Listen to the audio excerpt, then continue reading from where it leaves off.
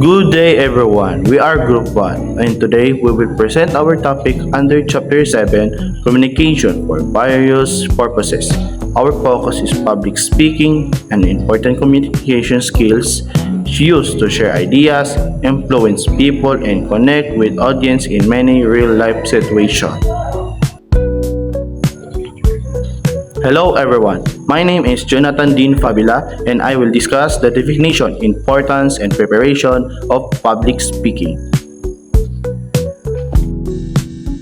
And I am Jericho Kim Saigamba. I will explain speech delivery techniques, audience and engagement, and how to overcome stage fright in public speaking.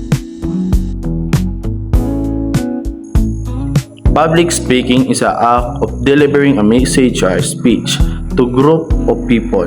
It can be structured form of communication used to inform, persuade, entertain, inspire an audience. It can be happen in classroom, meeting, conference, or even community events. Public speaking is important because it helps people communicate their ideas clearly and confidently. It develops leadership skills, improves self-confidence, and allows individuals to influence or inspire others. In schools, future careers, these skills become very valuable. There are several types of public speeches: informative speeches, share knowledge or explain ideas; persuasive speeches aims to influence opinion or decision. Special occasion speeches are used during events like graduation, award ceremonies, and welcome address. Effective public speaking includes clear content, organized ideas, confident delivery, and audience engagement. A good speech should have clear introduction, strong main points, and memorable conclusion that leaves lasting impression to the audience.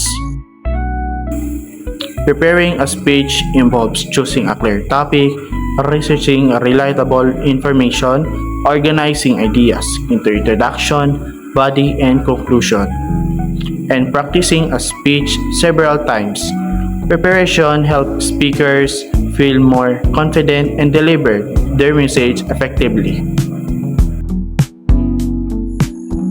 Now that we understand what public speaking is and how to prepare a speech, I will now pass to my discussion to my partner who explain the techniques used in delivering effective speech.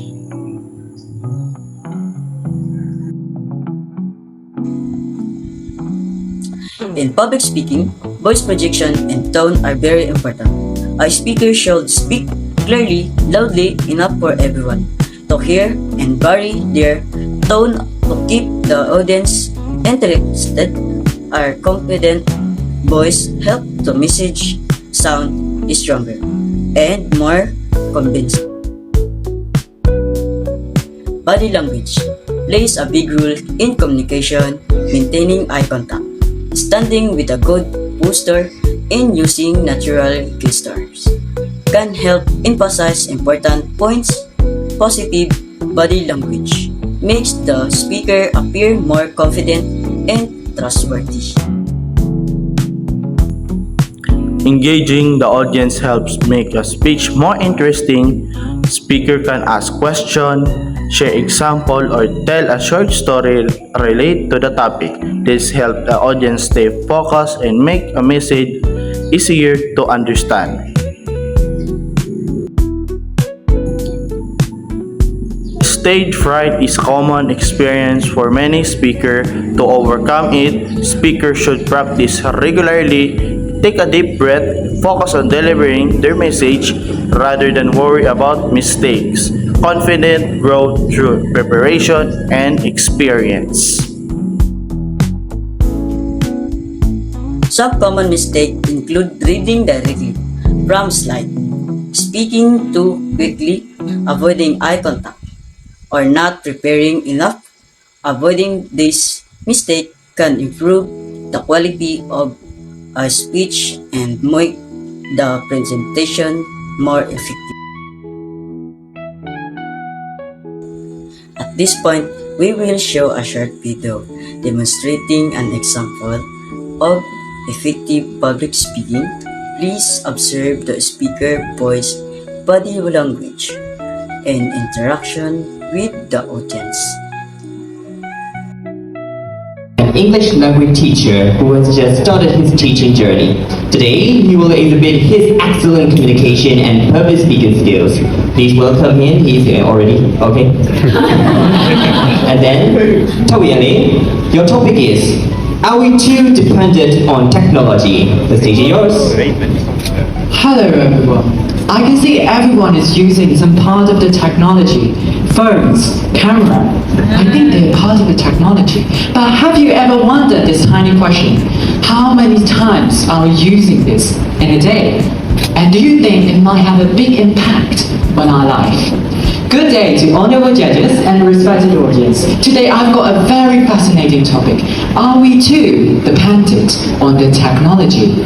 Let's dive into the straight points. First and foremost, I think everyone must be familiar with this point. The answer would be yes, we are over-relying on the tech. From the video, we can observe how the speaker used clear voice, projection, confident posture, and effective gesture. This technique helps deliver the message clearly and keep the audience engaged throughout the speech. Public speaking is used to many real-life situations such as classroom presentation, meetings, job interviews, leadership roles, and community events. Developing this skill helps individuals communicate their ideas effectively in both academic and professional environment.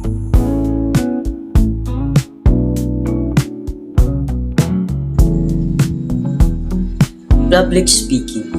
If it many benefits, it builds self-confidence, improve communication skills, and strengthens critical thinking. It also allows persuade other growth effective communications. In schools, students use public speaking during presentation, group reports, and debates. This activity helps develop confidence, leadership abilities, and communication skills that be useful in the future careers.